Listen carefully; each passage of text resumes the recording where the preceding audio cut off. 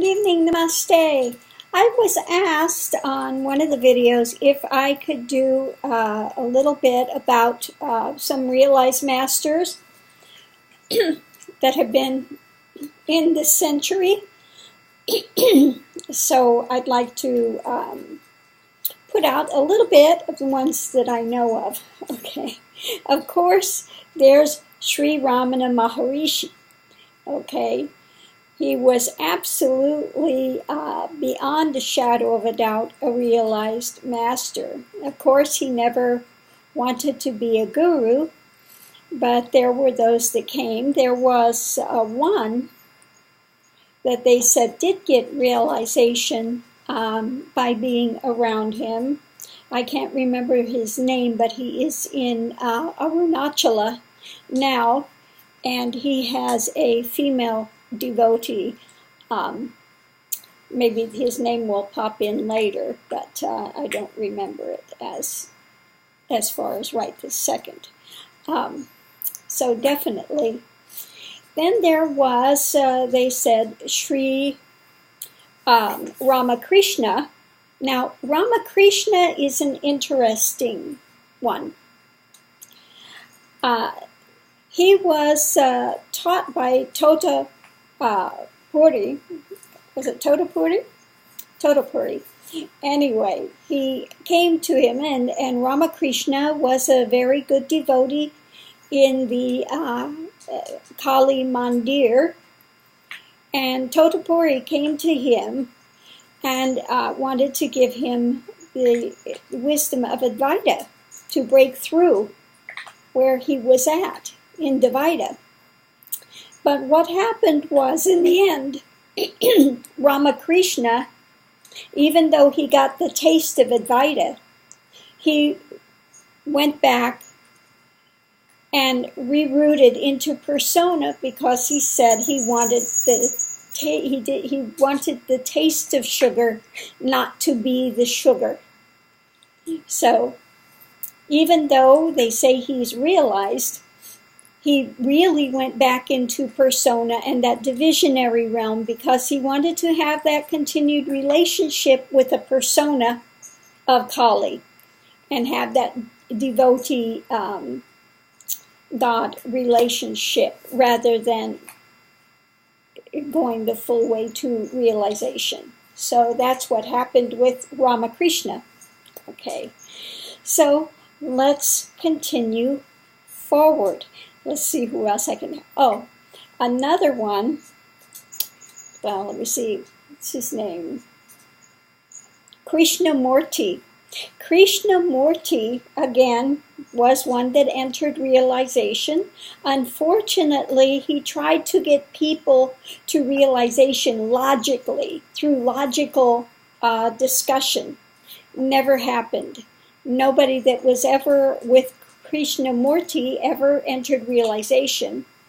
And in his journey, he never spoke about, but he did go through the Kundalini awakening and Kundalini journey, which is evident from some of the books that he had written, some personal notes, etc. You could see that he did go through that transition, but he didn't have the way to get people to realization.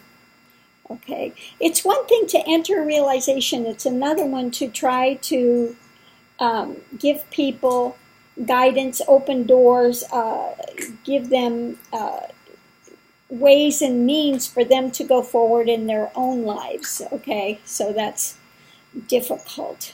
Okay, there was the Avadut, Nithyanandam. I'm not talking about the Nithyanandam that I speak against all the time. I'm talking about Nithyanandam, the Avadut. Okay, he was a very unusual, very bizarre person. But I had spoken with somebody whose father was with him when he passed. And Nithyanandam left his body voluntarily.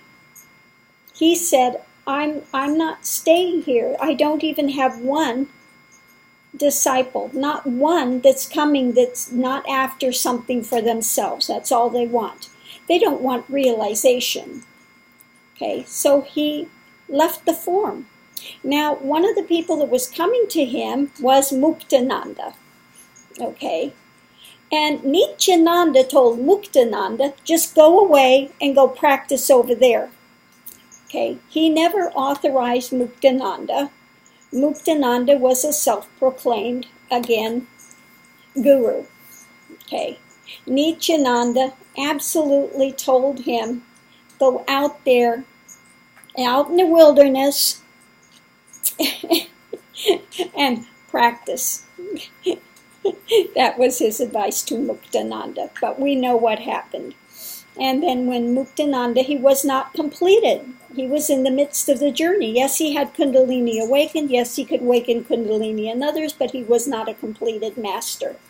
Neither one of the ones that took over after him, Chidvilasananda and her brother. Now, Chidvilasananda and her brother were supposed to run the ashram together. Of course, they had a big falling out, and everything just kind of went all to heck. Okay, so that's what happened there. They were not completed. They were in the midst of the journey as well. So, here we continue on. Now, there was, of course, let me see.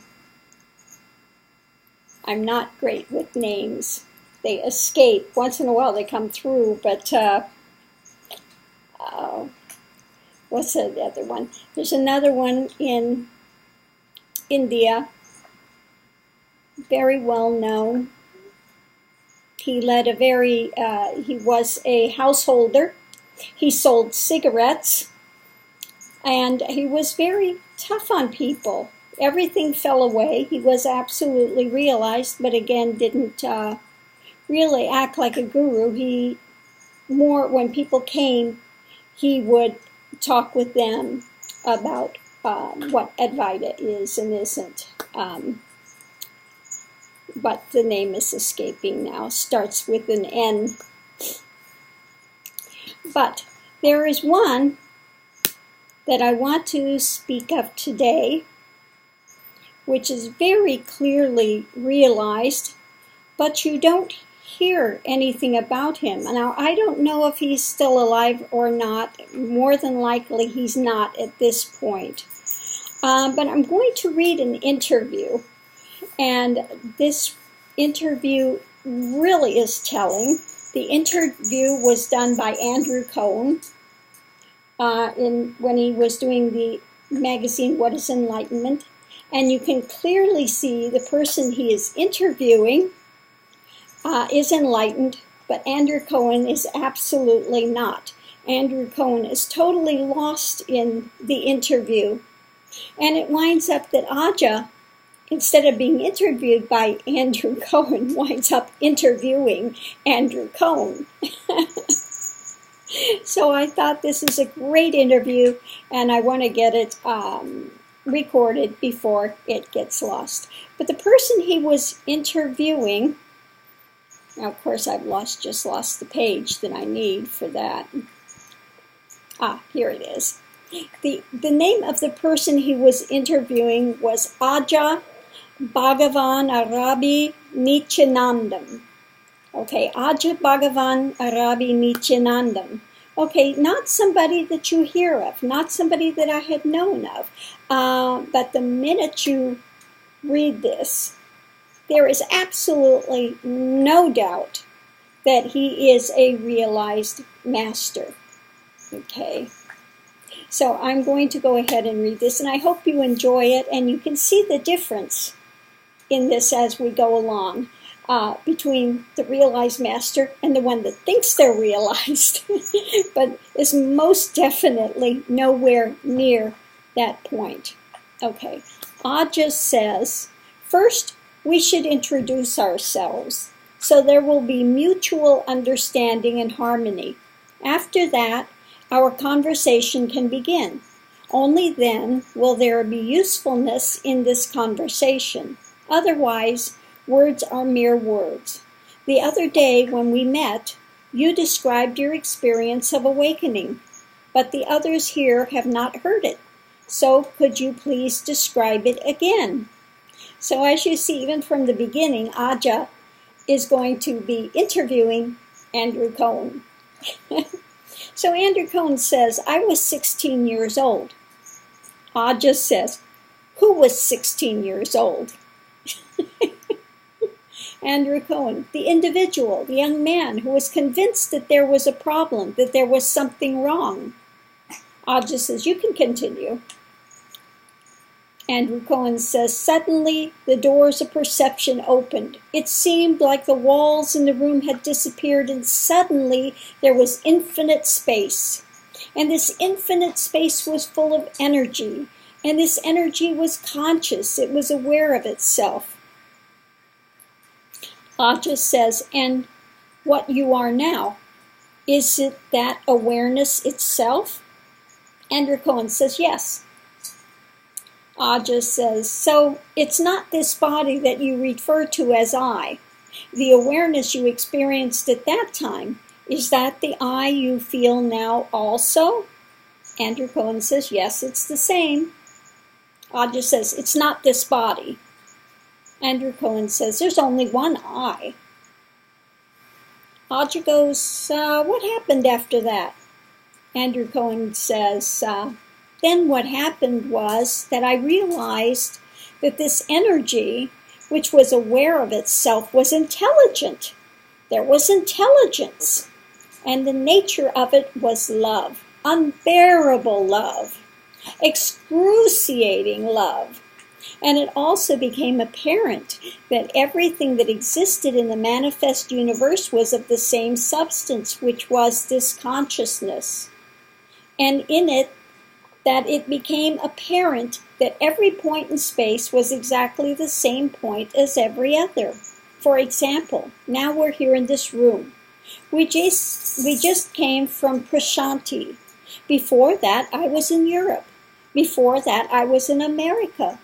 While all these seemed to be different places, what I realized in that moment was that every place I could be was the same point, literally and actually. Also, there were tears, but I wasn't crying, and my throat was opening and closing. Eventually, this experience faded. But then, 6 years later, when I was 22, I began to seek for this experience again, because even though by that time it felt very far away from me, I knew that it had been the most real experience of my life. I began to do sadhana and had various experiences and was with many different teachers. And then finally, when I met my last teacher, I told him about it. Over the years, I had told many people about this experience, and they had never known what to say. But when I told him, he said, then you experienced everything. And when he said this, it began to come back. Then I experienced this overwhelming love and heat and burning for several weeks. After that happened, I began to find myself speaking spontaneously about the Absolute. I couldn't help it. I would start speaking about it, and then it would come into the room, and my body would fill up with bliss, and other people would feel the bliss and be drawn into the experience. Ajja says, well, what's your state now?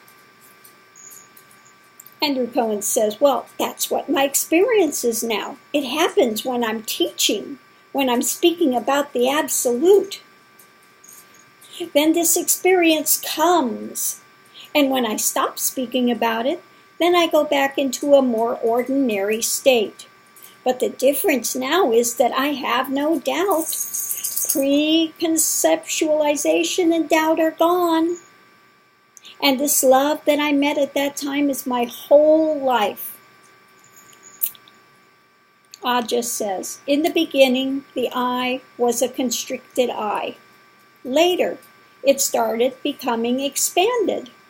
And then you reached a state where there was no time and space beyond even emotions. In that, you and I became one, the Supreme Divine. We only use the word I. Whatever there is in this body, for we say I as a simple indication. We say that it is me, but I am nothing. I am not the body. I'm not even a power. What really exists is that whose nature is light. Its nature is Satya. or ultimate reality. It is truth, it is bliss, it is peace, and it is the real existence. Who is that energy, that power? What is the source of that? Who am I? What is my source? I am that energy. I am that power, which is my source. So when I go to search for the source of this I reach that self-illumination. Then this power that is existing in this body, residing in this body, is also arising from that self-illumination itself. And it has all the qualities of a nature of that itself. So when I know this, I start evolving. This I starts evolving to become that itself. That is its nature. Total expansion is its nature. So what is that I, which we were calling I? This body is not the I. The one who resides in this body is the real I. That power, that Shakti, is I.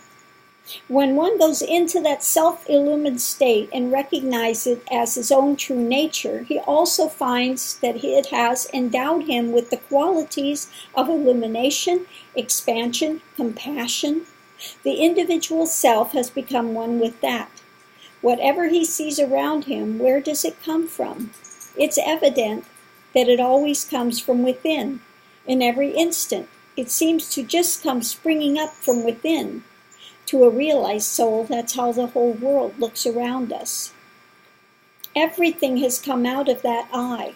The most important answers, how do they come? It's not as if they were written down somewhere. These answers have just come out, not from the individual self, but from this state they have come out. So there is no self. It's spontaneously come out. So for the individual soul who aspires to be totally free, what is the easiest and most direct path to freedom from this cycle of birth and death? The answer to that question will come when the mind becomes totally silent. So it's not what I say that's important. We have to get those answers ourselves, and that we can only do by silencing our minds. All of us have the capacity to get those answers, because every question has an answer within silence. When the mind has reached a state of stillness, the answer comes. This will not happen in 1 or 2 days, but is certain that we will get the answer in silence. Andrew Cohen says, I understand that when the mind is silent, there is no problem, and therefore no need to find a solution. However, I have some questions I'd like to ask you anyway for the sake of the many people who will read this. Ajja says, whatever question you ask, the answer comes out of here is silence the mind. You have to first concentrate the mind on itself. If after that you still need a perfect answer, my life itself is the answer. By seeing my action, you can understand. You can realize that. That is part of my message. That is my answer. Andrew Cohen says, can I ask you a question anyway? It's a good one. Ajja says, if I answer something, it should be of some use. The importance is for action. When the message is given, will they bring it into practice? Andrew Cohen says, that's what I want to ask you about. What is the relationship between non-existence and action in time and space? Ajja says, one loses his existence through knowledge and action. Through these he becomes free. Then he himself is a jivan mukta, or a liberated person. But when that I has gone, what is there? Where is the question then? Andrew Cohen said, well, even though he's free, isn't the jnani, the self-realized individual, the jivan mukti, still expressing something through his actions? Ajja says, I don't have the awareness that I'm a jnani or a jivan mukta. I don't have anything. When the I has gone, the consciousness does not even raise the feeling of I. That's completely gone. So for a jnani, that question does not even arise. When there's no question of thinking, then ordinary action in day-to-day life does not take place. Our thoughts are transformed into contemplation. Then our day-to-day routine interactions become spiritual.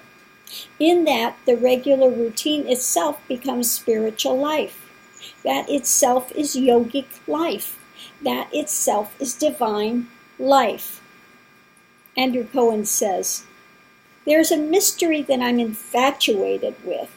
From nothing, there became something. It's literally the beginning of everything. In the Jivan Mukta also, he is nothing. He is in nothing, and yet from nothing comes something, words, actions, etc. This is what I want to know about." Ajja says, "I have already described how day-to-day interactions themselves can be converted into spiritual actions." Okay, so yes, anybody, any action, and I've spoken on this before, any action can become spiritual in nature, a part of your practice. If your total focus is being on in the now, watching the mind play, and if you have that heart, any action you do can be a puja. It can be a way of spiritual depth, becoming more and more spiritually deep. Okay, so this is what he's speaking to. So Ajja goes on to say, having that objective, when an individual soul is engaged in day-to-day actions and duties, he gets transformed. Then as he advances on the path of evolution through contemplation on the thought, who am I? Or as I say, what is this I? He says, who is that individual soul? Then even while residing in this body, he becomes totally free from the cycle of birth and death. He becomes the self itself. And the self is total freedom. This is real freedom. This realization is the objective of human birth. It is for this alone that a human birth is taken. When this objective is fulfilled, our life itself is fulfilled. It's a state from which there is no more birth. It is a life free from duality and beyond death.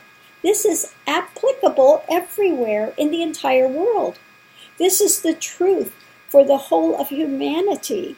When the whole of humanity understands this and puts it into action, then where is this question?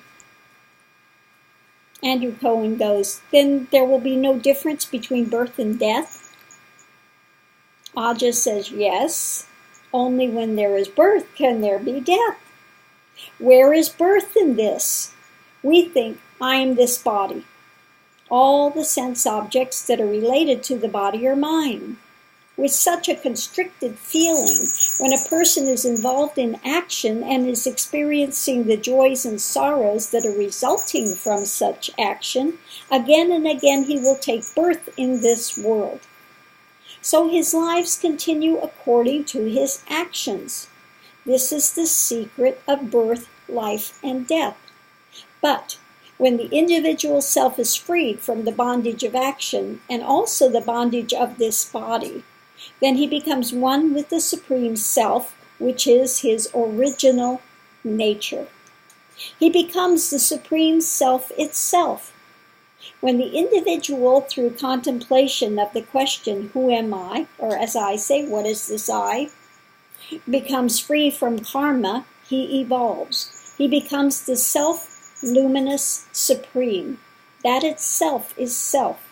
That itself is bliss. That itself is Satya, ultimate reality.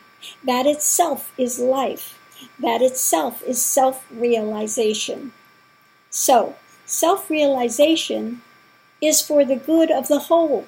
It brings auspiciousness and good to the whole universe. That is the objective of human life. When we understand the secret of this, we will really understand the relationship between the individual soul, the Supreme Soul, and the universe. The individual is a part of the cosmos. This body, this I, is nothing but a microcosm of that macrocosmic universe. When we understand the micro level, we are bound to understand the macro universe. Anyone who seeks here is bound to reach there because this individuality is part of that. And it also contains everything, all the secrets of that this also contains.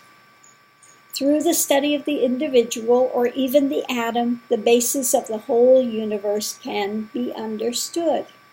That's why they say, man, know thyself. Know thyself. When you get rid of all the coverings, what you find is that undivisible absolute, okay, that is part and parcel of one's being, okay. How is this freedom realized? Through action alone does realization come. That is jnana. That is freedom. That is moksha, liberation. We must understand by doing action we can reach that state. What kind of action will help us to become liberated? Chanting the name of God, contemplation, surrender, truth, nonviolence, detached action.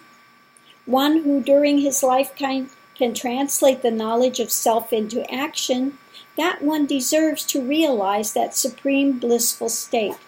Not only that, he becomes bliss itself. Who am I?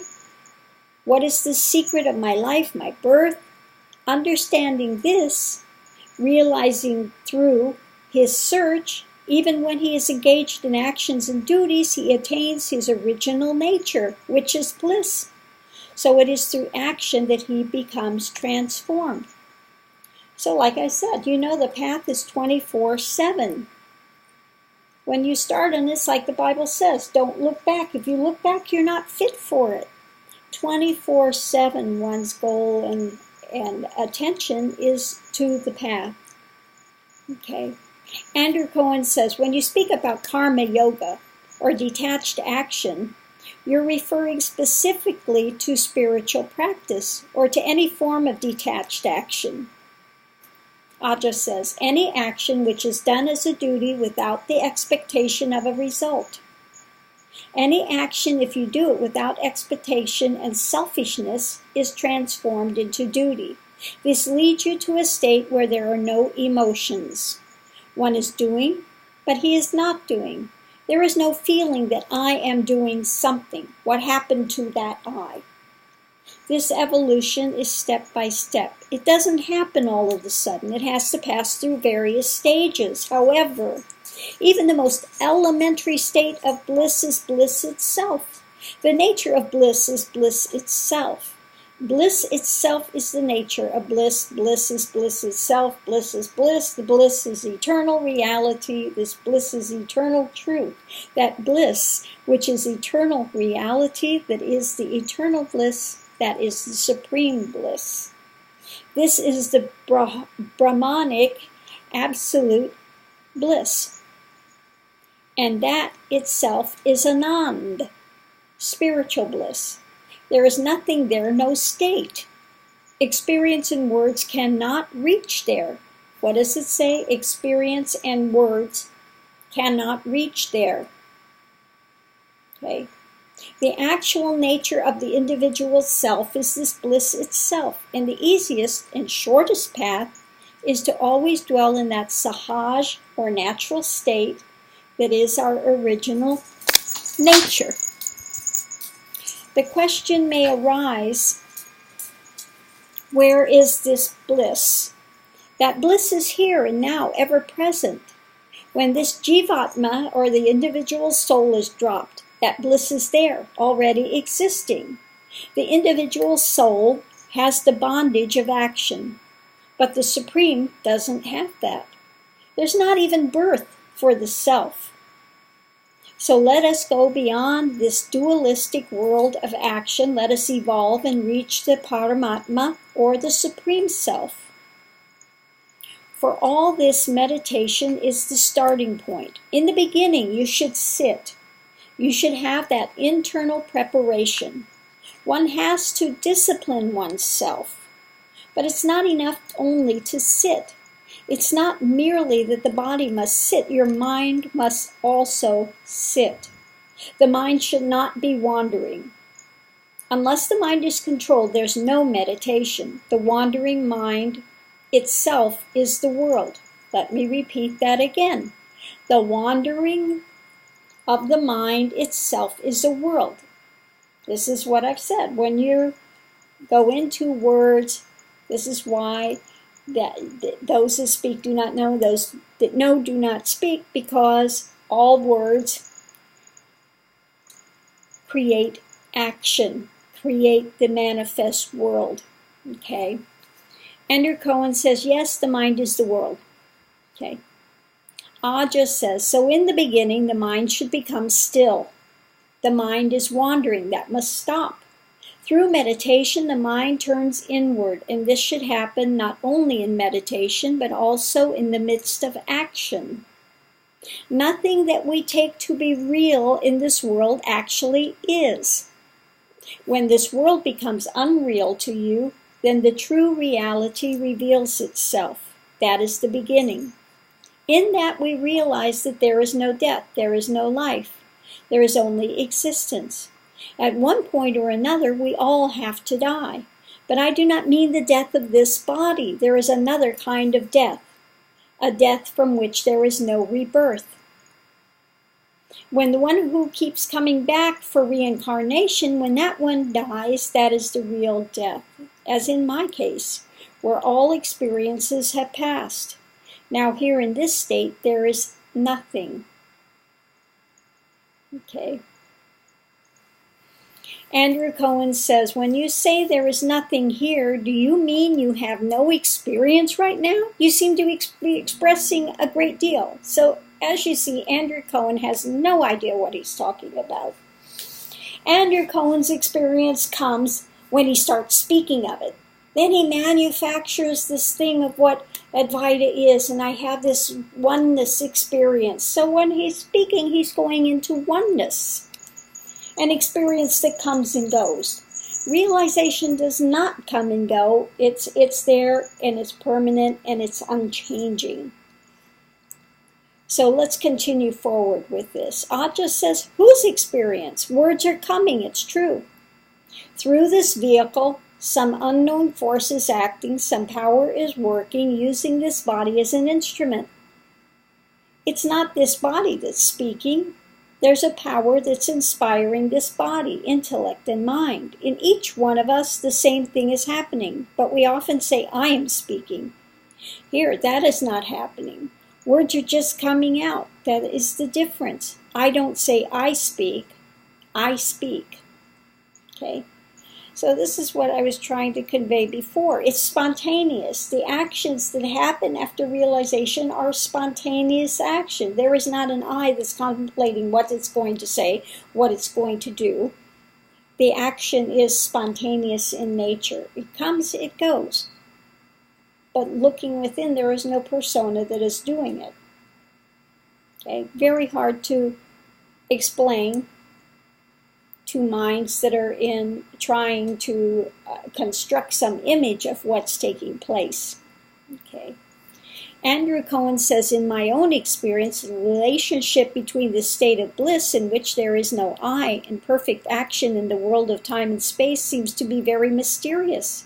So I would still like to know more about how you define that relationship for the one who is actually established in that bliss consciousness in which there is no notion of I. How do that individual's actions in this world express the perfection of that condition? What is the relationship between that state and the expression of perfect action in this world of appearances? Ajja says, my level of interaction is totally different. There's no relationship between these two in my actions. What is your understanding about perfect action in this world? Andrew Cohen says, well, perfect action means action that comes from pure love, in which there is no sense of individuality and no self-interest whatsoever. There's no pride, there's no greed, there's no egotism, there's no self-consciousness, and it's also the expression of pure love that has no sense of itself as being separate. But this action does occur. All the realized souls express this. So Andrew Cohen thinks he's being really smart here. He's giving this definition. And Ajja says, this is difficult to explain, to put into words, but if one spends time in the company of a person who is in such blissful consciousness, then it becomes possible to understand. Such an individual will not tell you anything. He will communicate only in silence. But through contact with him, understanding can happen. Only can know this only through experience. What is love? Are we speaking about a love related to the senses? Or is it beyond the senses? Some people are the embodiment of love, but the nature of their love is beyond the senses. You cannot see it with your eyes. You cannot describe that love with your words. They are love embodied. This love is not something to be displayed.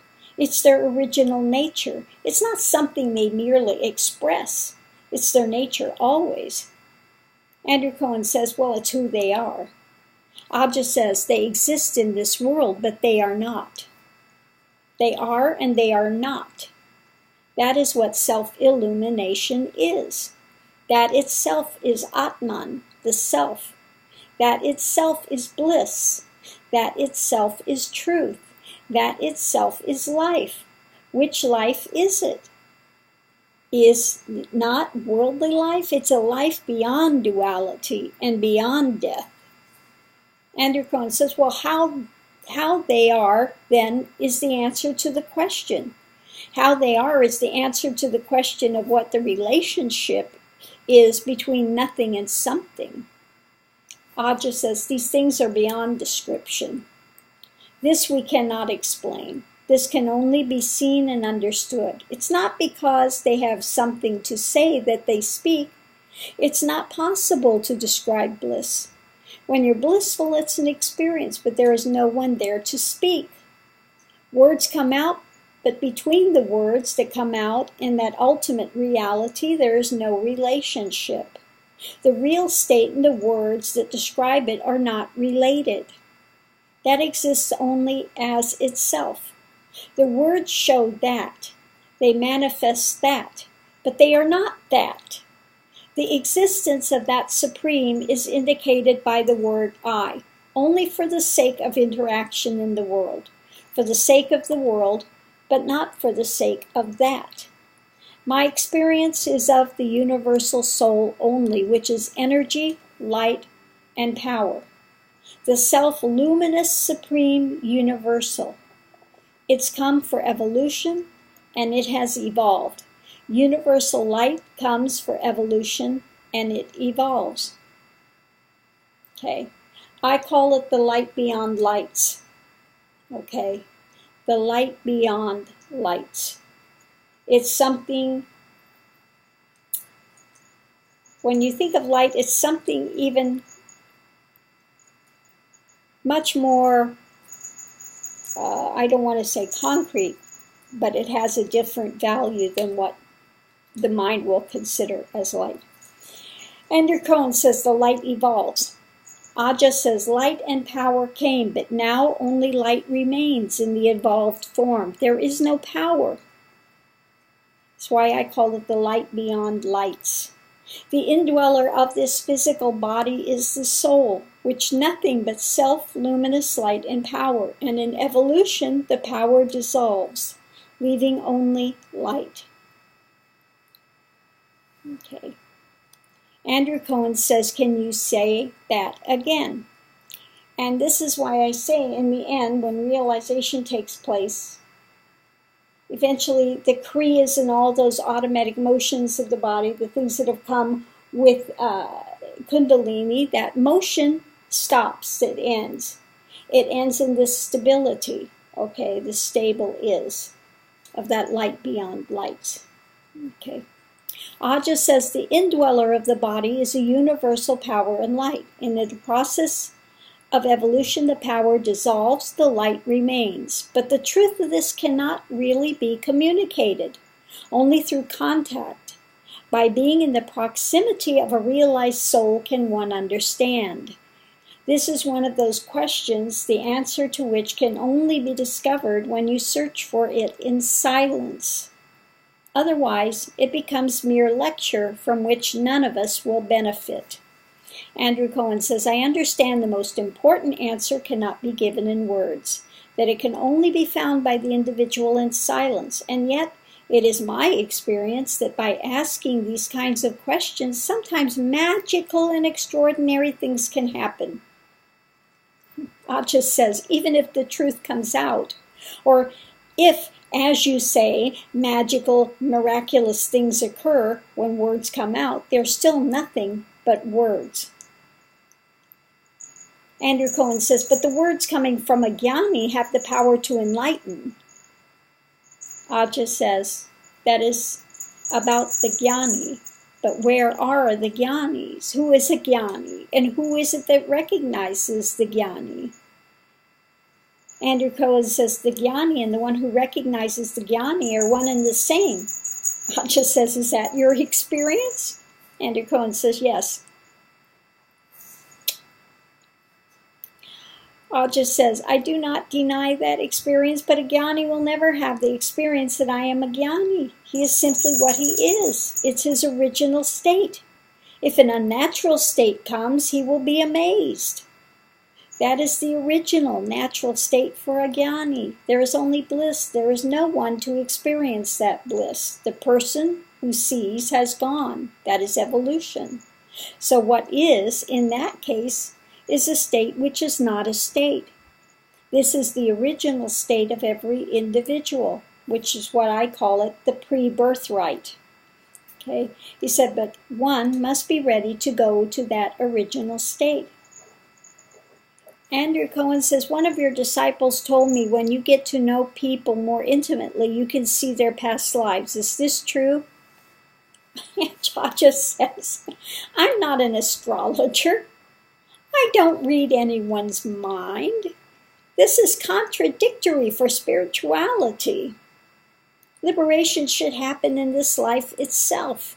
Sometimes we're told for some reason it's not possible in this life, that we have to wait for future incarnations.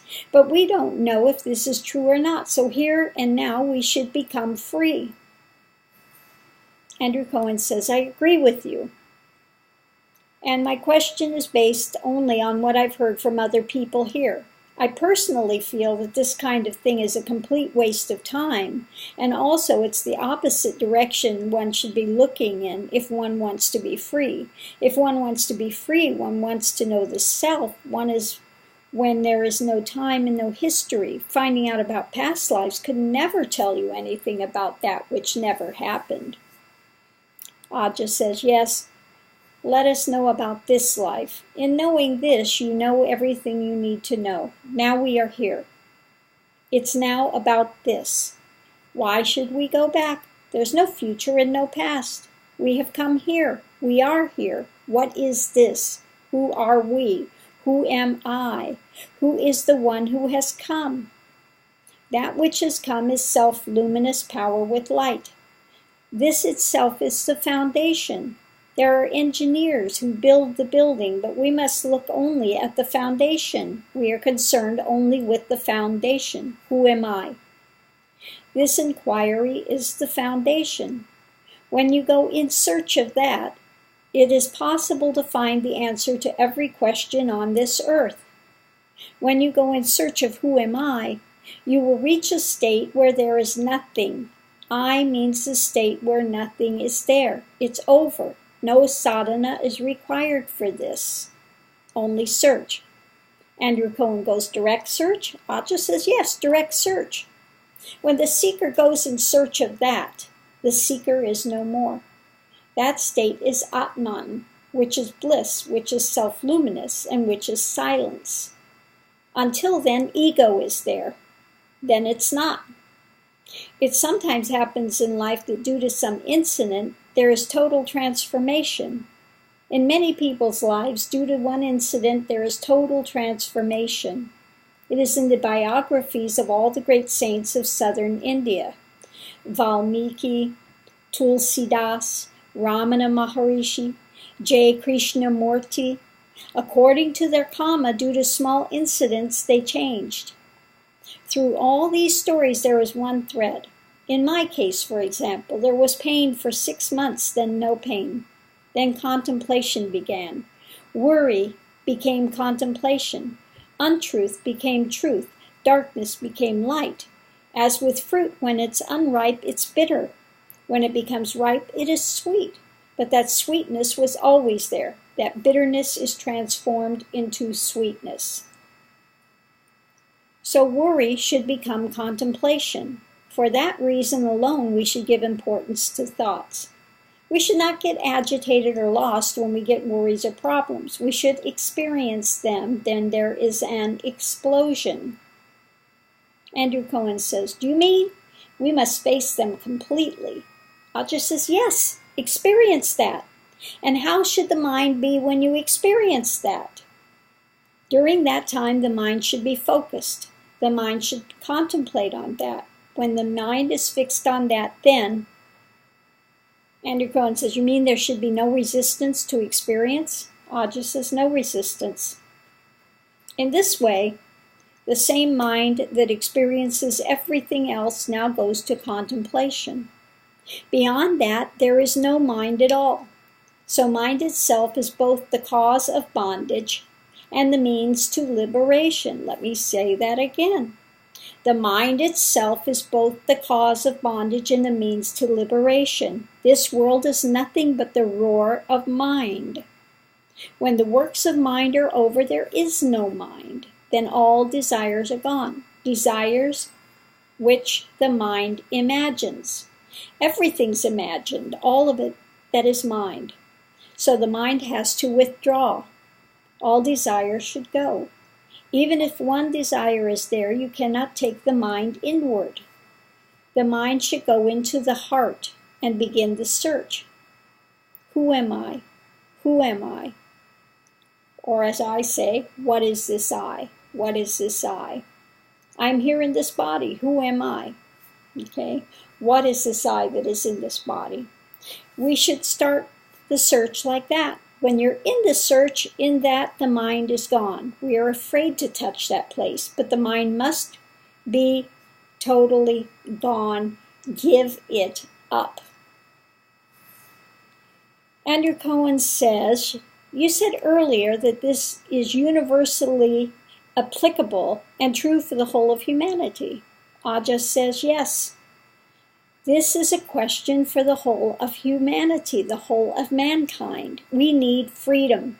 No one wants to be in bondage. Everyone wants to be free.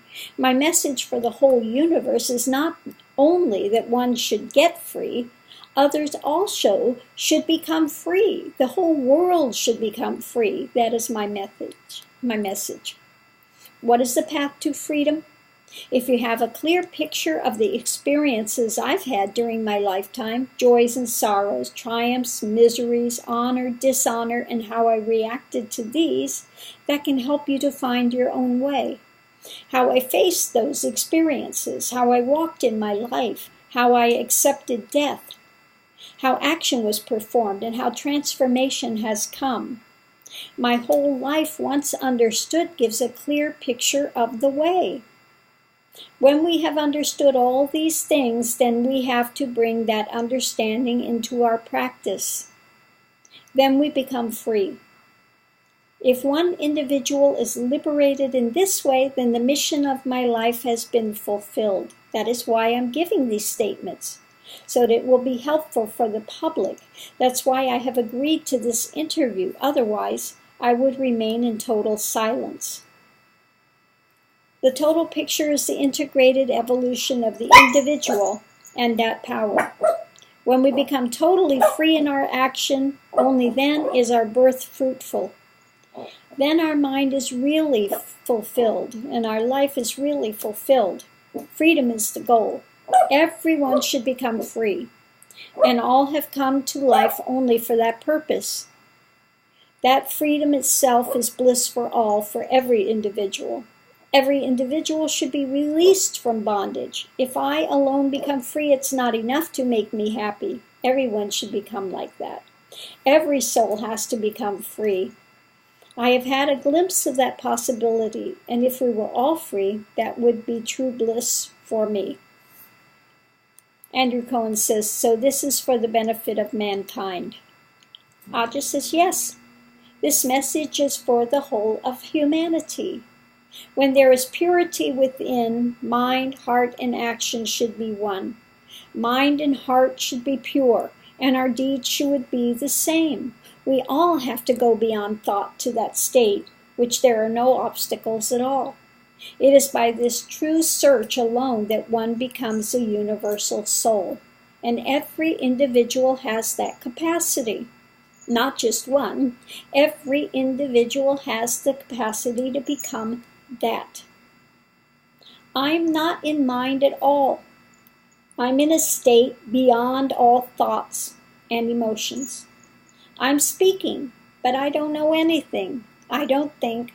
I read no books. For the true knowledge itself, none of this is necessary. For intellectual discourse, books are necessary, but for self-experience, nothing is required. If I am in some remote corner, also, it doesn't stop. It spreads through the whole universe, percolates through the whole universe. If one reaches that state of Anand, even if he's in some remote corner, it just spreads. Even if he tries to hide, it just radiates from him. It reaches throughout the whole universe, the entire cosmos. So, what are you going to do with what you have recorded? Andrew Cohen says it'll be part of an article about you, your experience and what you're saying that will help people in America and other places to benefit from what you have discovered. Ajja says, it feels as if you are very known to us. You do not feel like a stranger to me. Andrew Cohen says, yes, I feel the same way. Ajja says, there's no America and no India. There's only the whole universe. Okay. So I will leave this here. That's the end of that interview. I hope you've enjoyed it. And yes, Ajja is the real deal. Andrew Cohen is still in the midst of the journey, and that oneness, what he experienced and he speaks of, is oneness that comes and goes when he speaks of it, okay? And an experience that comes and goes is not it. There's still further to go, okay? We will leave it at that. Namaste. Have a great evening.